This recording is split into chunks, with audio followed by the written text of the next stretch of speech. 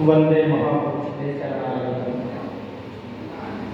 अधिवचन विराजमानाः सर्वेषां प्रणम्य, ये पुरतः विराजमानाः तेषामपि सम्यक् प्रणम्येव विषयं प्रस्तौमि। हिंदी भाषा में वदामि। राष्ट्रबोध कहीं केवल एक शब्द नहीं है, राष्ट्र का बोध होना ही चाहिए। और वह राष्ट्रबोध केवल सो करके उठने और शाम को सोने से नहीं होता है।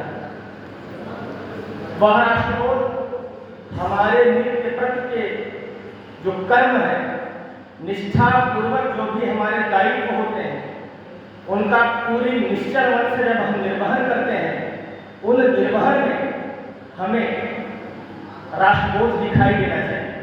हम इस प्रकार का कर्म करें कि जिससे राष्ट्र के प्रति हमारे जो भी कर्तव्य हैं वे पूरी तो हो सके।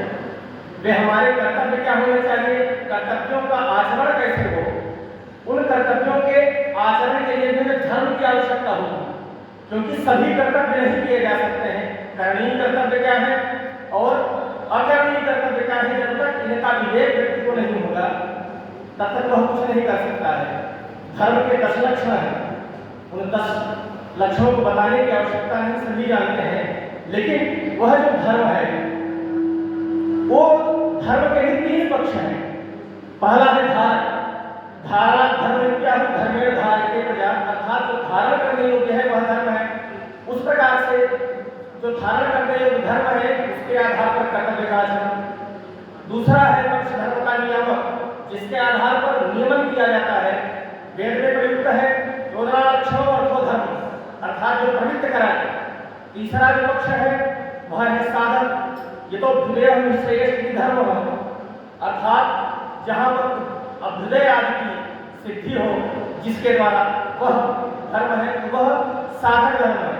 तो इस प्रकार से धर्मों का विधिवत विवेचन पूर्वक जब हम आचरण करते हैं, उसके द्वारा जब हमें कर्तव्य और अकर्तव्य का जब हमें परिज्ञान होता है, तो उसके द्वारा किए गए राष्ट्र के प्रति हमारे जो कर्म होते हैं वे राष्ट्रबोध की भावना को जागृत करते हैं। स्वयं राष्ट्र जागृति की भावना से संतृप्त होकर के ही हमें कार्य करने चाहिए। कोई भी राष्ट्र या समाज तब तक संवर्धित नहीं हो सकता जब तक वह अपने पुरातन सुदृढ़ नैतिक वैचारिक परंपरा की नींव पर आधारित न हो और अपने स्वरूप को बनाने वालों को स्मरण न करें। क्योंकि वर्तमान में जो हमारा स्वरूप है वह किसी न किसी व्यक्ति के बलिदान, किसी न किसी के सैक्रिफाइस के बाद ही आज यह स्थिति आई है। तो ऐसे महनीय महापुरुषों के प्रति कृतज्ञता ज्ञापन हमें सदैव करते रहना चाहिए, क्योंकि कृतज्ञः सर्वलोकेषु पूज्यो भवति सर्वदा।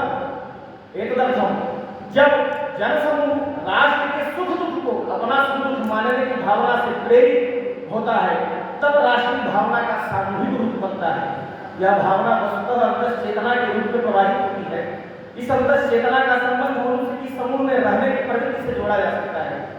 राष्ट्रीय भावना का व्यावहारिक पक्ष राष्ट्र के प्रति त्याग, उत्सर्ग और बलिदान की भावना में प्रकट होता है। राष्ट्र प्रेमी राष्ट्र के रक्षण या कल्याण के लिए प्राणोत्सर्ग करने के लिए भी तत्पर रहता है। राष्ट्रवाद के लिए वैचारिक स्वतंत्रता भी आवश्यक है, क्योंकि वैचारिक स्वातंत्र नहीं होगा तो हम सभी चीजों को ग्रहण नहीं कर सकते। और इसी कथन की पुष्टि करता है वेद, आनो भक्ता अर्थात कल्याणकारी वचन सभी ओर से हमारे तरफ आवे। पर यहाँ पर यह भी ध्यान देने की आवश्यकता है, जो भी जितने भी हमारे पास वचन या जितने भी इस प्रकार के कथन आ रहे हैं, विचार आ रहे हैं, सबको हम आत्मसात जरूर करें, पर उनका अंधा प्रयोग न करें। उसको अपने विवेक की कसौटी पर अवश्य कसें। फिर जो भी विचार हमारे समाज के लिए उपयोगी हो उन्हीं को हम आगे बढ़ाएं। यही हमारा प्राथमिक और आत्यंतिक कर्तव्य भी होना चाहिए, जिससे कि सभी का सहअस्तित्व भी बना रहता है।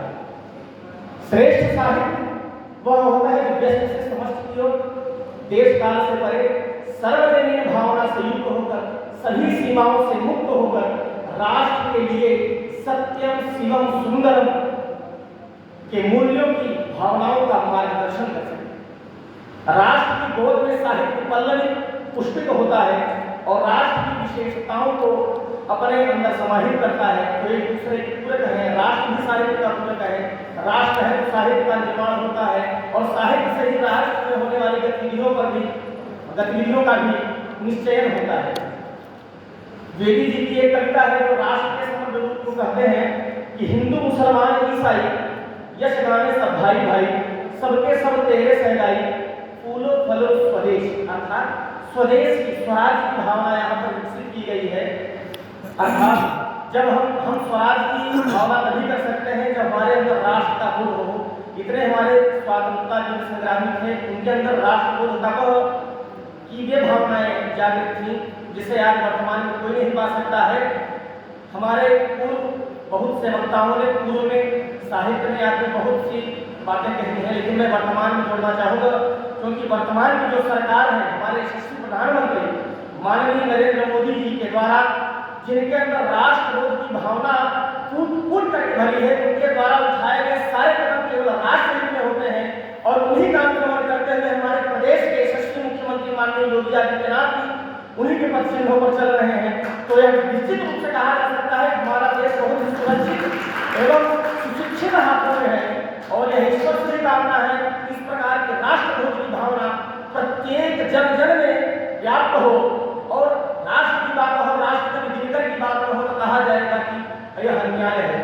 राष्ट्र के लिए उन्होंने जो महसूस किया, उन्होंने कहा तू पूछ अवध से राम कहाँ, ऐसे ऐसे प्रतिबिंबों का उन्होंने चयन किया कि तू पूछ अवध से राम कहाँ, वृंदावन घनश्याम कहाँ, ओ मगध कहाँ मेरे यशोर, वह चंद्रगुप्त बलधाम कहाँ, पैरों पर पड़ी है, पैरों पर ही है पड़ी हुई। यह जो पंक्ति मैं कहने जा रहा हूँ, इसको लिखते वक्त या इसको जब मैं सोच रहा था, जहाँ से पढ़ा उसके बाद मेरे मन में कुछ इस तरह से भावनाएं आई जिसको मैं आप लोग स्वयं समझ सकेंगे कि पैरों पर ही है पड़ी हुई मिथिला भिखारिणी सुकुमारी। मिथिला को जो मिथिला सुकुमारी है, सीता जी को भिखारिणी की उपमा देते हुए किस प्रकार से कहा गया, क्योंकि सीता के बिना राम अधूरे और जब तक शक्ति का समन्वय राम जैसे भद्र पुरुष के साथ में न हो, अर्थात इस प्रकार से अस्मिता लूटी गई है भारत की कि सीता जैसी शक्ति भी भिखारी की तरह भारत माता के चरणों में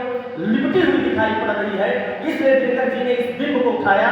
तो राष्ट्रवाद का वो जो उन्होंने अपने कविताओं में दिग्दर्शन कराया, इसका कारण यह था कि वे जिस संक्रांति काल, जिस संक्रमण काल में थे, आजादी के पूर्व और आजादी के बाद, उन्होंने वह देखा, उनका मोह भंग हुआ था। उनका मोह भंग हुआ, जिस प्रकार की व्यवस्थाएं हमने आजादी के बाद सोची थी वह है नहीं। तो राष्ट्रबोध जो उनके अंदर जागृत था, उन्होंने इस पंक्ति के माध्यम से कहा कि पैरों पर ही है पड़ी हुई मिथिला भिखारिणी सुकुमारी, तुम पूछ कहाँ इसमें कोई अपनी अनंत निधियां सारी, अपनी सारी निधियों को खो दी, क्योंकि भारत माता उस समय आजाद हुई थी और सब कुछ मिटा करके एक जिसको कहते हैं कि भिक्षा की तरह हमको आजादी मिली और जिसका परिणाम हमें भी कुछ वर्षों तक दिखाई पड़ा। पर हम धन्यवाद ज्ञापित करते हैं प्रदेश के यशस्वी प्रधानमंत्री का, जिन्होंने भारत की अस्मिता और राष्ट्रबोध के जो भी हमारी सोच एवं विचारधारा रही है, अगर किसी ने उसका सत्य रूप में क्रियान्वयन किया है तो हमारे प्रधानमंत्री जी ने किया है। संप्रति काल में उसकी जिसको कहते हैं कि उसकी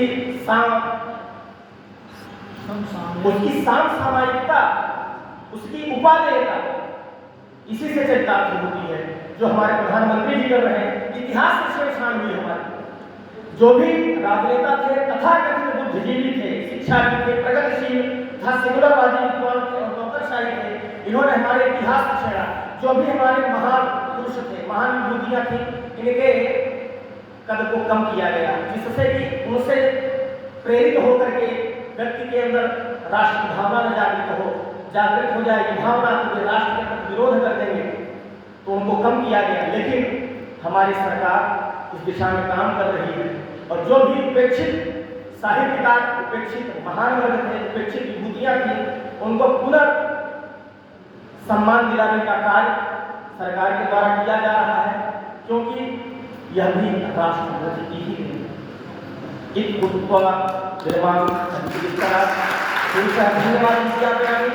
मैं चाहता हूँ कि महोदय इस प्रकार का आयोजन आगे भी हो, जिससे कि सभी को अपने विचार और राष्ट्र के प्रति जो भी सोचता हो